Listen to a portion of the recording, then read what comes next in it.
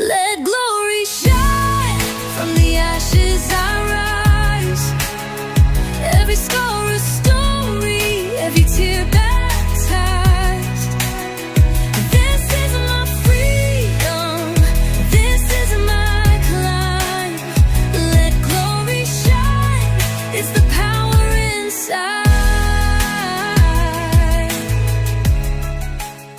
Hello and welcome back to Let Glory Shine. I'm your host, Martha Glory, and I'm so excited to be here for yet another episode of Let Glory Shine. I have an amazing guest again today. As I've said over and over on this show, it's always amazing when you cross paths with somebody that's on the same kind of mission and vision that you are, and it's exciting. So I can't wait to go ahead and introduce Tabatha Petrie. Welcome to the show. Hello, so nice to be here. Thanks for Th- having me. Absolutely. Thank you for being here. So I am going to let you tell us why our visions and missions really align and with what you do. So talk to me. So I am a 4.5 year survivor of the troubled teen industry and institutional child abuse. I was in a place called Tranquility Bay in Jamaica, and I was sent there by my adopted parents because they pretty much, I didn't fit the vision of what they wanted when they were adopting children. I wasn't out of control or a problem child. I did have, normal lying, manipulating, when teenagers are trying to push their boundaries. I was 12.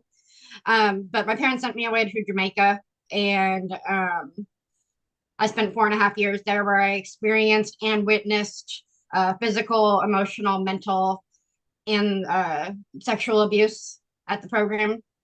Um, and then for 20 years, I kind of stayed quiet. It was kind of like because they convinced us that nobody would believe us if we spoke up. And for a while, I thought I was the only one that took negativity out of being in the program. Like maybe I imagined it or I overthought it, or the trauma wasn't as deep as I thought it was. Maybe I was feeling things more deeply than everybody else had. And then uh, last year, in the beginning of the year, a documentary came out that was exposing the troubled teen industry, and the community came alive. The survivor community came alive, and that is when I realized that there was more of us. We were just kind of isolated and alone, and we kind of needed to unite, because I felt like if we united, if we made ourselves a community, that because many of us don't have relationships with our families, and we don't have relationships from like high school because we were sent away. So we don't have like our friendships that we would have had if we had grown up here, or if we had had a consistent, stable relationships. So I thought I saw a lack of support for survivors of institutional child abuse. And so I was like, well, I guess the only solution to that is to create a nonprofit that focuses solely on creating resources and support for survivors of institutional child abuse. So I created Survivors Unrestrained, Inc. And the unrestrained is really important to me, and I know to a lot of survivors, because we felt our voices have been restrained for a long time. But not only that, it's nobody believed us even when we did tell people what we went through when we were in the program. But also in a lot of these programs, you are physically restrained on top of also being silenced. So it's kind of like taking your power back and feeling and being more empowered to, to heal and to share your story and to work to prevent other kids from experiencing the same things that we did when we were children. And so Survivors Unrestrained, I formed it in April of last year. So we're going on, or of 2023. So I think I'm trying to remember. Yeah, 2023. So it'll be 2 years in April. I'm losing track of time here. So I guess it was 2 years ago when I formed the nonprofit. Time flies, I guess. But the whole goal is to get survivors out of isolation, because isolation can be so traumatizing all over again, even after you've been through all these traumatizing experiences as children and as teenagers. And then you isolate because you're like, nobody will understand what I'm going through. Nobody is going to be able to help me because they haven't lived it. People can try to help that haven't lived a certain experience, such as institutional child abuse, but and they can have all the good intentions in the world and try to help, but they just don't get it because there's a different trauma about being trapped somewhere that you can't leave and then being torn down to never be torn back up.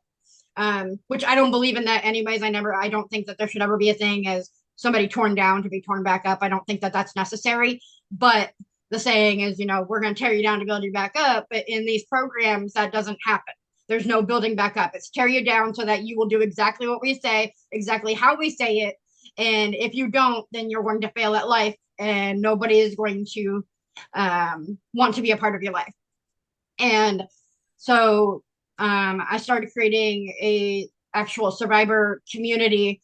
There was already a survivor community, and but I just kind of made it more because there was, there's different programs. So like there's WASP, which is Worldwide Association of Specialty Programs, which is the program I went to, and there was several groups of different subcategories of different I can't think of the word right now, but like main companies that own schools. So I was able to bring everybody from all of them into one support group online. And we have people from all over the world that went to programs and all over different types of programs. So we have, conversion therapy, wilderness, behavior modification, mental health facilities, religious institutions, a little bit of everything because we carry trauma that is so similar to each other, and being trapped somewhere that we couldn't get out of while also being tore down.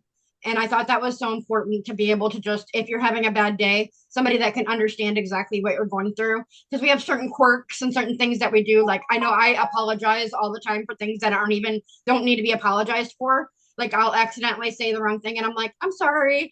And like I caught myself wanting to apologize for my cat going up here, which I don't really need to apologize for. But I tend to do it anyways, because when we were in the program, we were told that everything was our fault. That no matter what it was always our fault. So I find myself apologizing a lot, and these, normal people don't really and not that we're abnormal, but the average citizen doesn't understand why we would need to apologize for every little thing. But you talk to a survivor and they're like, yeah, I totally get it. I understand what you're going through. I do the same thing, or over explaining myself, something I tend to do a lot. It's just because I micro analyze every facial expression that somebody gives me, and I micro into it. I'm like, oh no, did I say something wrong? Did I do something wrong? Like, did they misunderstand what I was actually trying to say? Did they think I was being mean when I wasn't? I just haven't had my coffee yet. Like, it just it's over analyzing everything, because again, we were told that everything was our fault and that we were basically good for nothing and that we wouldn't be anything in life. So I wanted to create a community, and we've done a great job. We have a very amazing survivor community. And like I said, a lot of people have created other survivor communities. I don't have a monopoly on creating survivor communities, but what makes ours a little bit different is that we provide resources for survivors. It's something that we're gradually working on. We have a food resource search engine on our website where you can just search what city and state you're in with the current climate of the economy and everything. We have it on there, so that you can just search the city and state, and it'll tell you all the food resources that are in your area, which I know that there are a lot of other ones that do that. But for survivors, it's hard because we don't know where to search for things a lot of times, because we were so far out of society that we didn't learn even the basic things, like how to cook, how to clean, how to write a resume.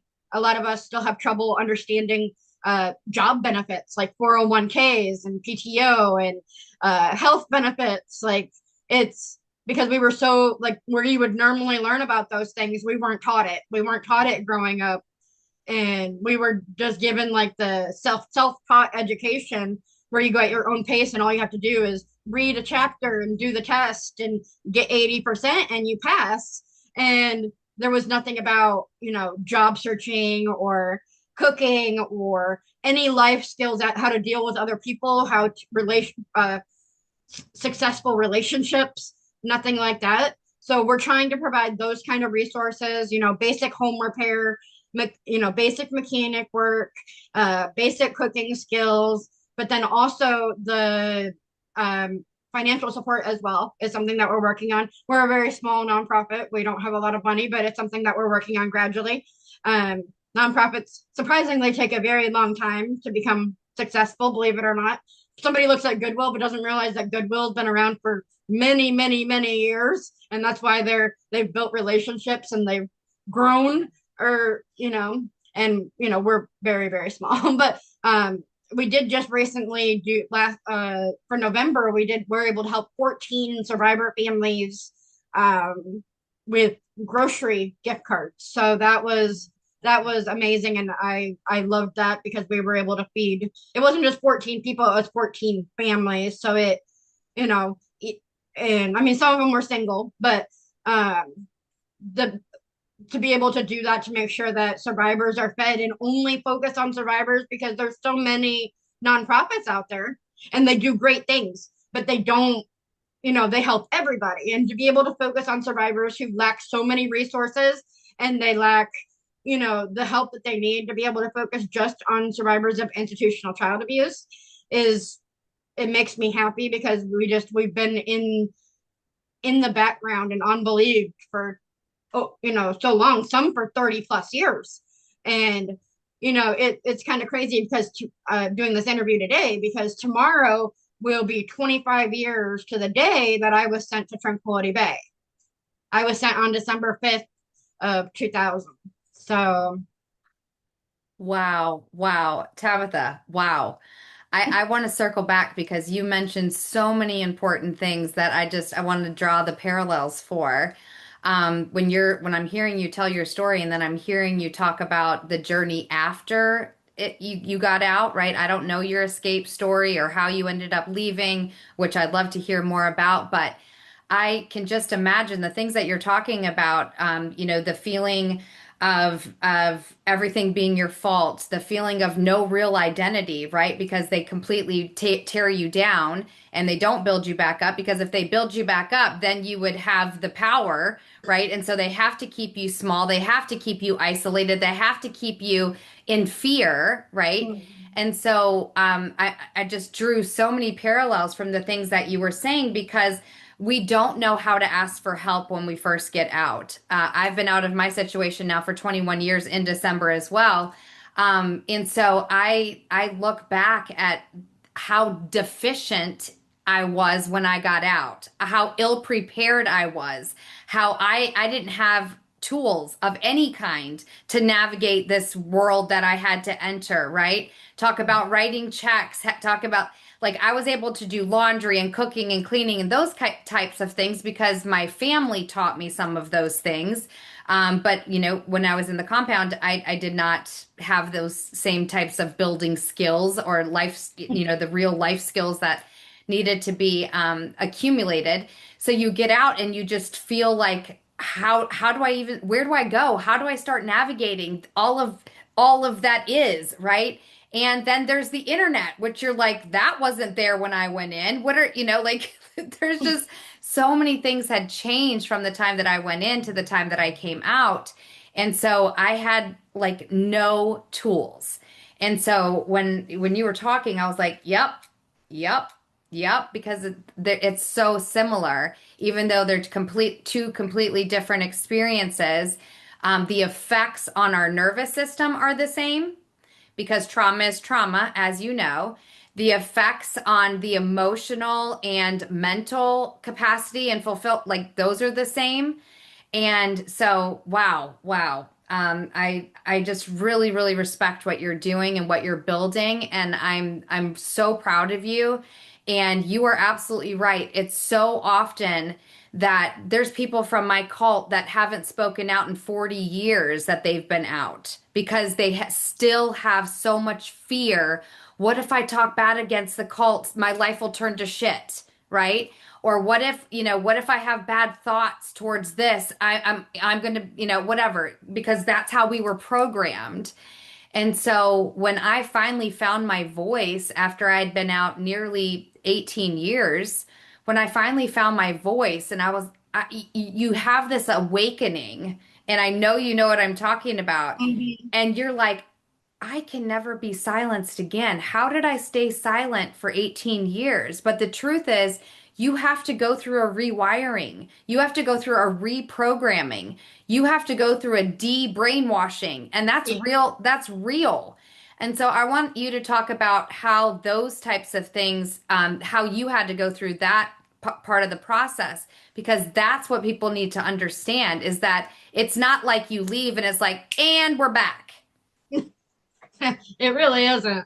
I mean, especially I was there for 4.5 years. So and I was there, from 12 to 17. So very formative years of where you start creating your identity and you start understanding life and you start understanding how things work exactly with your mind and with your heart and with your soul.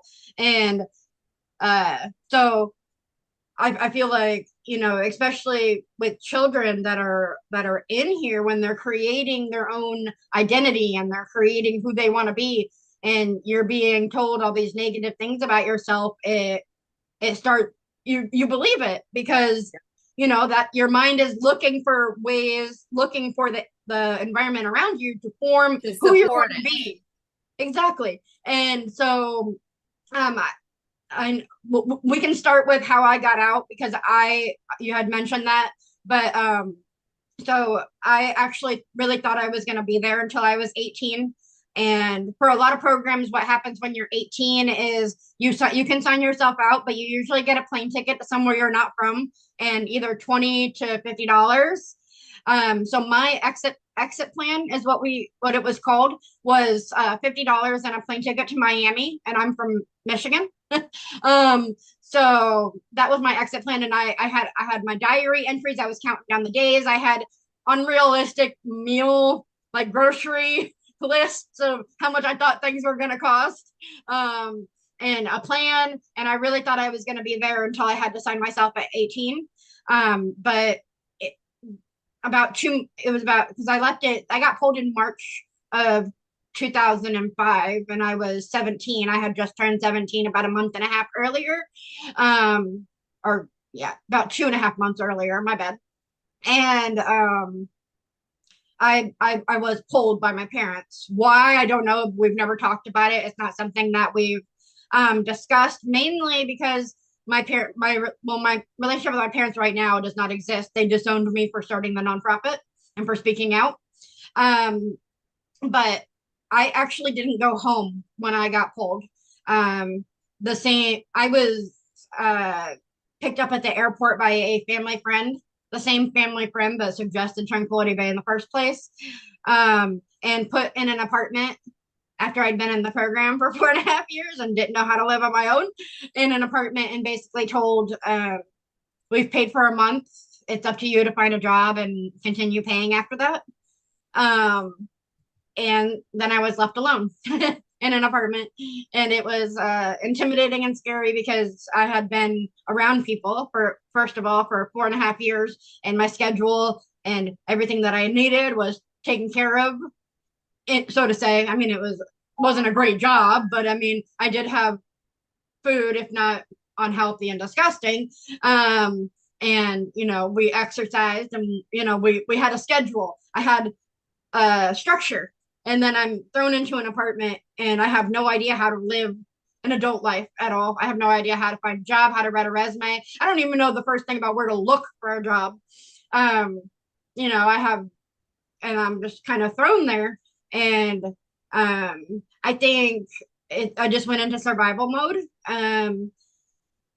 which I recognize now. I didn't then, but I put myself in one bad situation after the other at that point.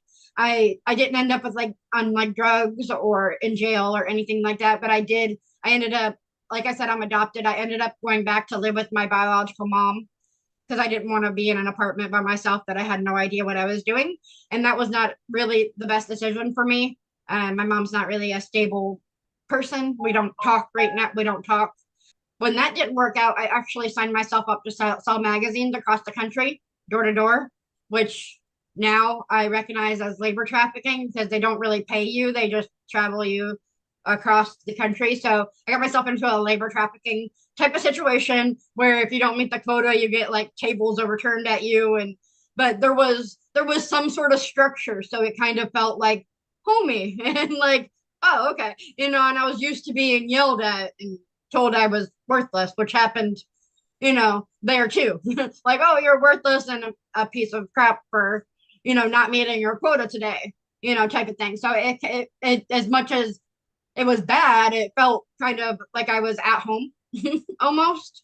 And I finally got out of that and I met my husband. And I mean, for the last, I don't know, I met my husband in 2010. So for the past 15 years, I mean, I didn't even really tell my husband that much about it. I was just like, I got sent to a behavior modification facility in Jamaica. And when I would talk to other people about it, I just said a boarding school because there had been times before then that I had mentioned that I got sent to school in Jamaica, and I had tried explaining that it wasn't a school, really a school. It was, basically a torture facility, and people just didn't understand. They didn't want to understand, and they didn't want to believe what I was saying. So I kind of just stopped talking about it completely. I think that my mind just kind of put a block on it. I kind of didn't even really think about it that much myself, other than when I have nightmares, because 20 years later, and I'm still once in a while, like once a month or sometimes more, depending on how much I'm talking about the program, will wake up and be freaking out because I think I got sent back to the program. Because there's still that fear, even though I'm a grown adult, that somehow I'm going to end up back behind the gates and behind the bars. And like I said, it wasn't until the program came out in 2023 that I was like, I hadn't even really started my healing process. I think I'm one of those people that I heal better when I'm helping others. And so for the last 2 years have been a really great healing process for me because I've been helping survivors and I've been, doing acts of kindness for other people and supporting other people has helped me heal. And I think that everybody heals differently. And, some people are not at the healing place in themselves to speak out yet, or they might never be able to speak out just because of that. That's their own healing journey. And I feel like since I'm able to, and even though it's terrifying, that it's my job to speak out for the people who can't, not only the ones that are alive that aren't in the healing process yet to be able to, but the 400 kids who have died in the programs and the thousands of others that committed suicide once they made it out of the programs because they couldn't handle real life torture that they went through, whether it was physical, mental, emotional. It's all torture. Torture doesn't have to necessarily be physical. Yeah. And so I forgot the question. Did I even answer what you asked? You did. You circled around it, but I think what you shared is absolutely perfect. So thank you for that. I want to make sure that we cover what you're doing now with the petition and how you're trying to bring reform to, because of the experiences that you had, that you're trying to bring reform across the nation. So I want you to talk about that over this last 5 minutes that we have. Yeah, absolutely. So we are currently working on a bill. In short, it is called the Protect the Kids Act, and it will create reform within troubled teen industry programs, including religious programs, because a lot of times, as I'm sure you know, churches and religious programs tend to fall under because they're exempt, and they will call it a ministry or they'll call it a million other things to try to fly under the radar. But this bill will prevent that. But it will mean that children can't be sent to these residential treatment facilities without having a true mental need, which means they have a true mental disease that cannot be treated at home or within community care. And that would have to be a decision performed by a licensed third-party clinician, which means they can't have any ties to any of the current facilities, including religious facilities. And then it would have to be approved by one of the things in the bill is a survivor-led task force. which would be made up majority of survivors, because as survivors we're able to see past the manipulation because we saw it from the inside. We know what they're saying, like when they say something and everyone's like, oh, that sounds cool, but then you're like, no, that's not what they actually mean. What they actually mean is blah blah blah blah blah, and they're manipulating you. So having a majority led survivor led task force will help with that. It also have clinicians and religious leader, religious people, and just a whole group of caseworkers. And it'll have a whole group of people that are able to analyze each case individually to make sure that people, because a lot of survivors would be like they want to get rid of facilities altogether in general, but I know that there are teenagers out there that do need true mental health help, and they're like, just for one example, a teenager can be a narcissist, and that's not safe for anybody for them to just be let out into the wild. And it's not their fault. They didn't choose to be a narcissist, and it's just a mental thing. But that's just one example. But to make sure that it's only the kids that have, because right now children can be sent for absolutely any reason, including mine, where I was sent for basically to be abandoned. And I know a lot were sent just because a step parent didn't like them, or et cetera, et cetera. We want to stop that. And we want to completely ban out of country placements. No child that is a U.S. citizen should be sent out of the country. Correct. For behavior modification or mental health help. There's just no reason for it when we can create that help here. And also another problem is interstate, the bill would stop interstate transport as well, unless there is not a safe school in their state. And that would be approved by the survivor-led task force. Like, okay, you don't have a safe, this one doesn't work for them. So, okay, we will transport them to whatever state it is. And then another thing is that a lot of times the owners they'll get shut down, and they will open up a whole new one in a different name, or under different management, same owner. So it would require owner records to be kept, and child records, because right now there's nobody keeping track of the kids that are in these programs. Yeah, so this would keep track of the owners so that they can't just have a program shut down by the government and then go open another one in a different name. And it would also require that a 24/7 licensed clinician be at these mental health facilities, because currently most of the staff that they have do not have training, they don't have background checks, and they're working with children. So we want to change that. And there's a few other things. I know we're running short on time.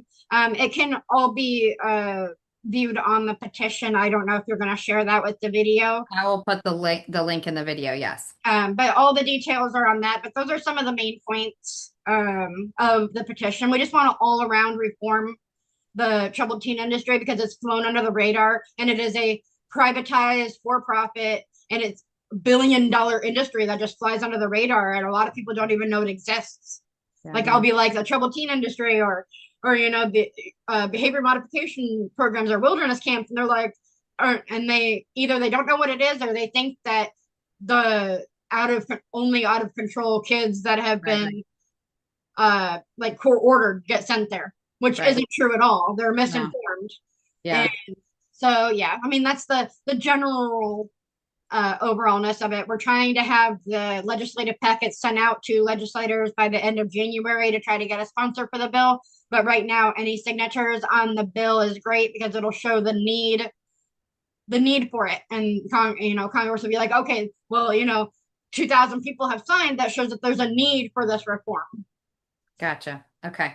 Yeah, I'll definitely share the link in the notes and when we send this out for social media, I'll make sure to include that as well, because I want to be able to support in any way that I can. And I know that others are going to feel the same way after they hear your story. So Tabatha, I want to thank you for your bravery. I want to thank you for your courage. I know what it takes to take your power back and to take your voice back, and to say, I'm going to stand up for what I believe, and I'm going to share my story because I know it'll help other people. And I also know what it means to have others leave you and forsake you because you're standing in your power and they're not used to it. And it makes them feel uncomfortable, or they have shame and guilt and whatever, right? And so I Right. just want to say thank you. I want to say thank you for your courage. Thank you for your resilience. Thank you for choosing you so that you can help other people to begin their own healing journey. So I know how much courage that takes. So thank you. Thank you Oh, so well, thank much. you for having a platform for people like me and so many others to be able to, publicly be able to tell their story. I appreciate you having me. Absolutely. This went way too fast, Tabitha. I could talk to you for the rest of the day because our stories are so similar yet different.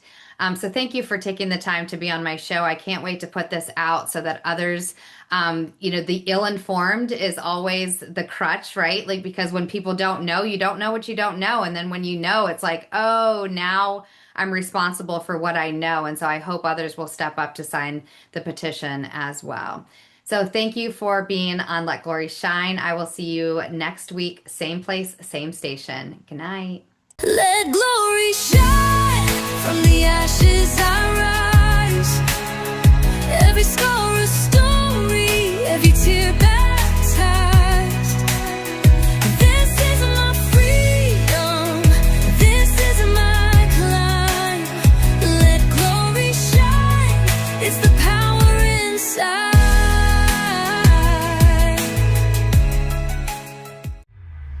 This is your prosperity era, where dreams align with grace, abundance flows like rivers. You've stepped into your place.